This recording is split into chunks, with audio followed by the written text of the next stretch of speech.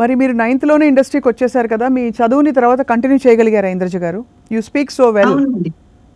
Yes yes yes yes because నాకు చదువు అంటే ప్రాణం అండి. నాకు ఊపిరి కింద అనమాట చదువు అనేది.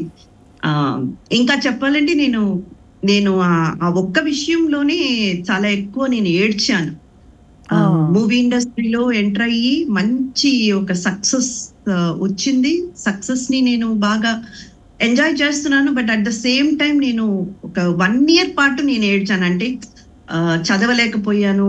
కనీసం ఫైనల్ ఎగ్జామ్స్ అటెండ్ చేసి ఒక 10th వరకైనా చేద్దామని అనుకుంటే కుదరలేదు. బ్యాక్ టు బ్యాక్ ఎమ్మెల్యేలా బిగ్గెస్ట్ బ్లాక్ బస్టర్ అయ్యేటప్పటికి ఇంకా నాకు వెనక్కి తిరిగి చూసుకునే టైం కూడా లేదు.